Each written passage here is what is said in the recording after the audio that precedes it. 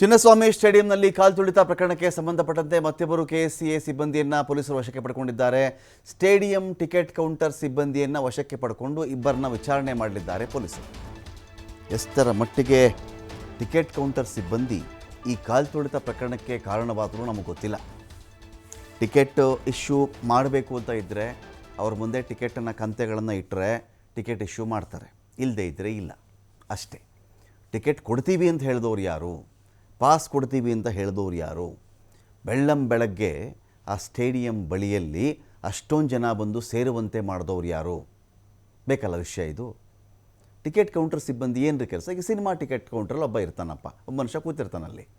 Ticket ಕೇಳಿದ್ರೆ ಕೊಡ್ತಾನೆ, ಅವನ ಮುಂದೆ ಟಿಕೆಟ್ ಇಟ್ಟಿದ್ರೆ ಕೊಡ್ತಾನೆ. ಸಿನಿಮಾ ರಿಲೀಸ್ ಮಾಡಿದವ್ರು ಯಾರು? ಇಂಥ ದಿನ ಸಿನಿಮಾ ರಿಲೀಸ್ ಆಗುತ್ತೆ ಅಂತ ಹೇಳಿದವ್ರು ಯಾರು?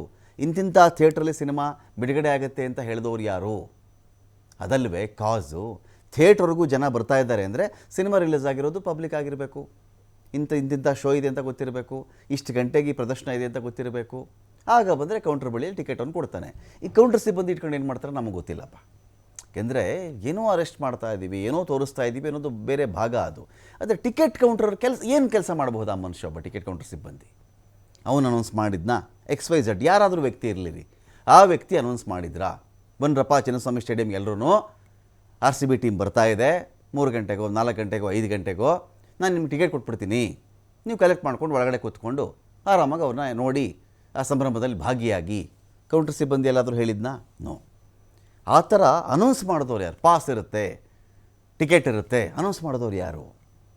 ಅವ್ರದ್ದಲ್ವ ಪ್ರಾಬ್ಲಮ್ ಅದು. ಅನೌನ್ಸ್ ಮಾಡಿದ್ದಕ್ಕೆ ಜನ ಬಂದಿದ್ದು. ಜನ ಬಂದಾಗ ಇನ್ನೇನು ಗೇಟ್ನೇ ಮುರಿದು ಹಾಕ್ಬಿಡ್ತಾರೆ ಅನ್ನೋ ಸಿಚುವೇಶನ್ ಇತ್ತು. ಬಿಟ್ಟುಬಿಡ್ರಿ ಅಂತ ಯಾರಾದರೂ ಹೇಳಿರ್ಬೇಕಲ್ಲ ಅವ್ರನ್ನ. ಬಿಟ್ಟಾಗೆಲ್ಲ ನುಗ್ಗಿದ್ರು. ನಿಮಗೆ ಗೊತ್ತಿರಲಿ ಎಷ್ಟು ಅಮಾನವೀಯವಾಗಿ ಜನ ವರ್ತನೆ ಮಾಡಿದ್ರು ಅಂತ ಹೇಳಿದ್ರೆ, ಈ ಜನ ಹಿಂಗೆ ಹೋಗ್ತಿರ್ತಾರಲ್ಲ, ಒಬ್ಬ ಮನುಷ್ಯ ಬಿದ್ದೋಗಿದ್ದಾನೆ ಒಬ್ಬ ಮನುಷ್ಯ, ಅವನ ಪಕ್ಕದಲ್ಲೇ ನೋಡಿದಾಗ ನಮ್ಗೆ ಆಶ್ಚರ್ಯ ಆಗೋದೇನು ಅಂದರೆ, ಬಿದ್ದೋಗಿದ್ದಾನೆ, ಆತನ ಟಿ ಶರ್ಟ್ ಎಲ್ಲ ಮೇಲಕ್ಕೆ ಬಂದುಬಿಟ್ಟಿದೆ, ಒದ್ದಾಡ್ತಾ ಇದ್ದಾನೆ, ನಿಸ್ತೇಜನಾಗಿದ್ದಾನೆ, ಮೂರ್ಛೆ ಹೋದಂಗಿದ್ದಾನೆ, ಆ ಮನುಷ್ಯ ಪ್ರಜ್ಞೆ ತಪ್ಪದಂಗಿದ್ದಾನೆ, ಏನು ನಡೀತಿದೆ ಗೊತ್ತಾಗ್ತಾ ಇಲ್ಲ. ಆತನ ಪಕ್ಕದಲ್ಲೇ ಸಾಲಾಗಿ ಬಂದು ಸ್ಟೇಡಿಯಂ ಒಳಗಡೆ ಸೇರ್ಕೊಳ್ತಾರ್ರಿ ಇದೇ ಮನುಷ್ಯರು, ದ ಸೋ ಕಾಲ್ಡ್ ಕೋಟ್ ಅನ್ಕೋಟ್ ಮನುಷ್ಯರು. ಇದೇ ಮನುಷ್ಯರ್ರಿ ಅವನಲ್ಲಿ ಬಿದ್ದು ಒದ್ದಾಡ್ತಾ ಇದ್ದಾನೆ, ಅವನು ಪ್ರಜ್ಞೆ ಇಲ್ದಂಗಿದ್ದಾನೆ, ಪಕ್ಕದಲ್ಲೇ ನಡ್ಕೊಂಡು ಹೋಗಿ ಹೇಗ್ರಿ ಸಾಧ್ಯ? ಹೇಗೆ ಒಂದು ಕಾಡೆಮ್ಮೆಯನ್ನು ಒಂದು ಸಿಂಹ ಬಂದು ಹಿಡಿದು ಬಿಟ್ರೆ ಬೇರೆ ಕಾಡೆಮ್ಮೆಗಳು ಬಂದು ಬಿಡಿಸ್ತವ್ರಿ, ಆ ಸಿಂಹಕ್ಕೆ ತಿವಿತವೆ ಕೊಂಬಿನಿಂದ. ಪ್ರಾಣಿಗಳು ಒಂದು ಕಾಡೆಮ್ಮೆಗೆ ಈ ಪರಿಸ್ಥಿತಿ ಬಂದರೆ, ಒಂದು ಆನೆ ಮರಿ ಕೆಸಲು ಸಿಕ್ಕಾಕೊಂಡ್ಬಿಟ್ರೆ ಎಲ್ಲ ಆನೆ ಮರಿ ಬಂದು ಅದನ್ನು ಬಿಡಿಸ್ತವೆ, ಎಲ್ಲ ಆನೆ ಮರಿ ಬಂದು ಬಿಡಿಸ್ತವ್ರಿ. ಪ್ರಾಣಿಗಳಲ್ಲಿ ಈ ಒಂದು ವಿಚಾರ ಇದೆ. ಹಸುಗೇನೋ ಸಮಸ್ಯೆ, ಇನ್ನೊಂದು ಹಸು ಬರುತ್ತೆ, ಓಡ್ ಬರುತ್ತೆ. ಒಂದೇನೋ ಪ್ರಾಣಿ ಬಾವಿಗೆ ಬಿದ್ದುಬಿಟ್ರೆ ಎಲ್ಲ ಸುತ್ತಲೂ ಬಂದು ನಿಂತಿರ್ತಾರೆ, ಹೇಗಾದರೂ ಮಾಡಿ ಕಾಪಾಡಬೇಕಲ್ಲ ಇವನ್ನ ಅಂಥೇಳಿ.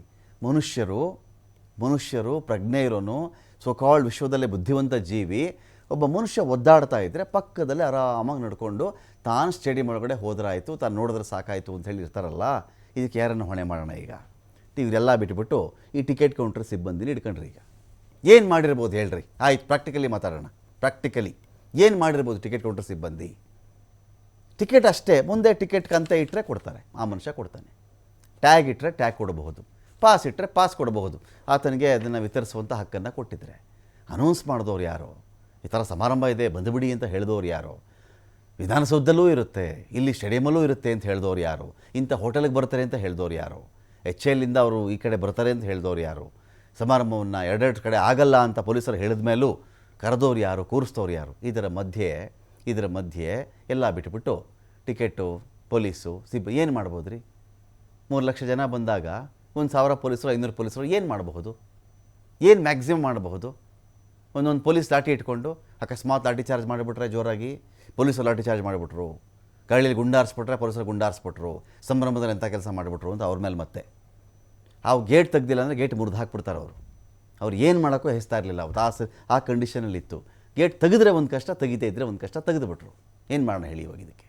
ಡೀಟೇಲ್ಸ್ಗಳಿಗೆ ಗಣೇಶ್ ಇದ್ದಾರೆ. ಗಣೇಶ್, ಇಷ್ಟು ಜನ ಒಂದು 4 ಜನನ ಕರ್ಕೊಂಡು ಬಂದಿದ್ದಾರೆ, ಮತ್ತಿಬ್ಬರನ್ನು ಕೂಡ ವಶಕ್ಕೆ ಪಡ್ಕೊಂಡಿದ್ದಾರೆ ಅಂತ ಗೊತ್ತಾಗ್ತಾ ಇದೆ. ಅಪ್ಡೇಟ್ಸ್ ಏನಿದೆ ಅಂತ? ರಮಾಕಾಂತ್, ಖಂಡಿತವಾಗಲೂ ಏನು ಚಿನ್ನಸ್ವಾಮಿ ಸ್ಟೇಡಿಯಂನಲ್ಲಿ ಕಾಲ್ತುಳಿತ ಪ್ರಕರಣ ದಾಖಲಾಯಿತು, ಅದರಲ್ಲೂ ಕೂಡ ಕಬ್ಬನ್ ಪಾರ್ಕ್ ಪೊಲೀಸ್ ಠಾಣೆಯಲ್ಲಿ FIR ಕೂಡ ಆಗಿತ್ತು. ಆ ಹಿನ್ನೆಲೆಯಲ್ಲಿ ಈಗಾಗಲೇ 4 ಅಂತಂದರೆ RCBಯ ನಿಖಿಲ್ ಸೊಸೇಲ್, ಹಾಗೆಯೇ ಮ್ಯಾಥ್ಯೂ ಅನ್ನುವಂಥವ್ರು, ಹಾಗೆಯೇ DNA ಸಂಸ್ಥೆ ಮಾರ್ಕೆಟಿಂಗ್ ಸಂಸ್ಥೆ ಅದು ಈವೆಂಟನ್ನ ಆರ್ಗನೈಸ್ ಮಾಡಿತ್ತು.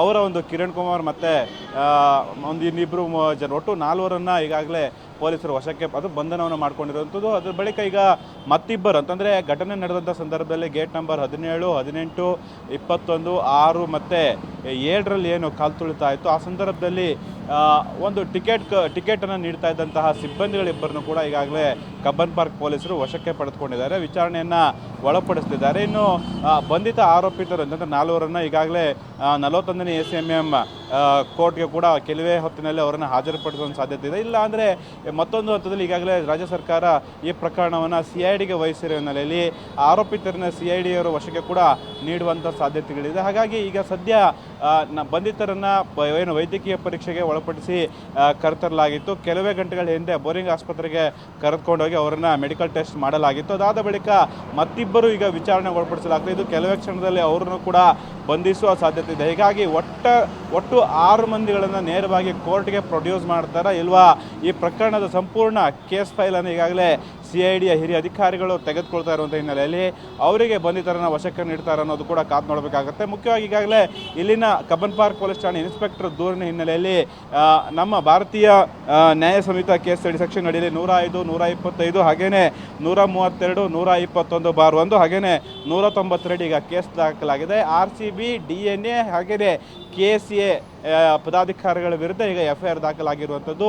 KCA ಕಾರ್ಯದರ್ಶಿ ಶಂಕರ್ ಹಾಗೆಯೇ ಖಜಾಂಚಿ ಜಯರಾಮ್ ಅವರು ಕೂಡ ಈಗ ಅಬ್ಸ್ಕಾಂಡ್ ಆಗಿದ್ದಾರೆ. ಹಾಗೆಯೇ RCBಯ ವೈಸ್ ಪ್ರೆಸಿಡೆಂಟ್ ರಾಜೇಶ್ ಮೆನನ್ ಕೂಡ ಈಗಾಗಲೇ ಅಬ್ಸ್ಕಾಂಡ್ ಆಗಿರುವಂಥದ್ದು. ಅವರ ಹುಡುಕಾಟ ಕೂಡ ಪ್ರತ್ಯೇಕ ತಂಡ ಮಾಡ್ತಾ ಇರೋ ಹಿನ್ನೆಲೆಯಲ್ಲಿ ಪ್ರಮುಖವಾಗಿ ಇನ್ನು ಒಂದೆರಡು ಗಂಟೆಯಲ್ಲಿ ಸಂಪೂರ್ಣವಾದಂಥ ಚಿತ್ರಣ ಈಗ ಬದಲಾಗುತ್ತೆ. ಪ್ರಮುಖ ಆರೋಪಿತರನ್ನು ಹಾಗೆಯೇ ಈಗ ವಿಚಾರಣೆಗೆ ಒಳಪಟ್ಟಂಥ ಇಬ್ಬರು KCA ಸಿಬ್ಬಂದಿಗಳೇನಿರ್ತಾರೆ ಅವರನ್ನು ಕೂಡ ಅರೆಸ್ಟ್ ಮಾಡಿ ಅವರನ್ನು ಕೋರ್ಟಿಗೆ ಪ್ರೊಡ್ಯೂಸ್ ಮಾಡ್ಬೋದು. ಇಲ್ಲ ಅಂದರೆ CIDಗೆ ಹೆಚ್ಚಿನ ವಿಚಾರಣೆಗೆ ಕೊಡುವಂಥ ಸಾಧ್ಯತೆಗಳು ಇರುವಂಥದ್ದು. Ramakant, thank you Ganesh.